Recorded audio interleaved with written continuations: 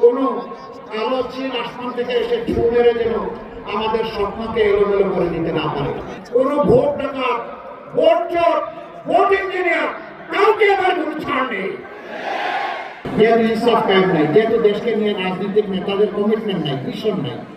এখানে একটা medical college আছে বহু পুরানো, যখন 8টা মেডিকেল কলেজ ছিল তখন এখানে সেই মেডিকেল কলেজ এখনো আছে। তার সাথে একটা ডেন্টাল ক্লিনিক করা হয়েছে, কিন্তু ডেন্টাল কলেজ এখানে করা দরকার। উদ্যোগ নেওয়া হয়েছে, কিন্তু এটা গুলিয়ে করেছে। আমরা ইনশাআল্লাহ কয়েকটা দিন তো সবর করে, যদি আল্লাহ তাআলা আপনাদের পছন্দের লোকদেরকেই দেশ সেবা সুযোগ দেন, আল্লাহর মেহরবানি দাবি করতে হবে আমরাই খুঁজে খুঁজে বের করবো জাতিকে সেবা দেওয়ার জন্য পূজায় কি দরকার। এবং আপনাদের ঘুমন্ত মেডিকেল ডেন্টাল কলেজকে ইনশাআল্লাহ কাম দিয়ে আমরা দাগিয়ে তুলে দেবো ইনশাআল্লাহ। সুগার মিল এটা লোকসান, কেন লোকসান?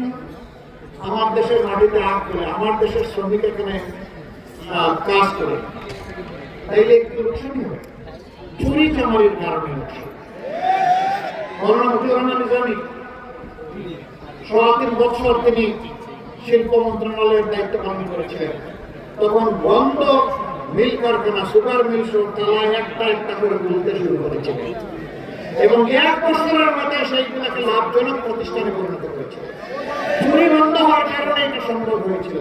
ইনশাআল্লাহ যদি আপনাদের রায়ের প্রতিফলন ঘটে, 13 তারিখ থেকে বলা লাগবে না, অটোমেটিক্যালি অনেকের প্রাণ এবং ভাগ খাড়া হয়েছে। বাংলাদেশ নতুন রাস্তা খুঁজে পাবে ইনশাআল্লাহ। এরপরে বলা হয়েছে এখানে সিএনজি সরবরাহ নিশ্চিত করা। হ্যাঁ, আমাদের ব্লু ইকোনমিতে সমুদ্রে এখনো আমরা সম্পদ আহরণে ঢুকতে পারিনি। আল্লাহ যদি আমাদেরকে তৌফিক দেন, কারো চোখ প্রাণদানির পরোয়া করবো না ইনশাআল্লাহ। দেশের সম্পদ দেশের মানুষের জন্য তুলে আনার জন্য সর্বাত্মক চেষ্টা করব। তখন ইনশাআল্লাহ মনের মতো করে দেশের চাহিদা সব জায়গায় পূরণ করা যাবে। আপনারাও পাবেন ইনশাআল্লাহ, দোয়া করেন। আমরা 13 তারিখ থেকে বাংলাদেশ জামাতে ইসলামীর কোনো সরকার চাই না। আমরা 13 তারিখ থেকে কোনো দলীয় সরকার চাই না। আমরা 13 তারিখ থেকে কোনো পরিবার এবং গোষ্ঠীতান্ত্রিক সরকার চাই না।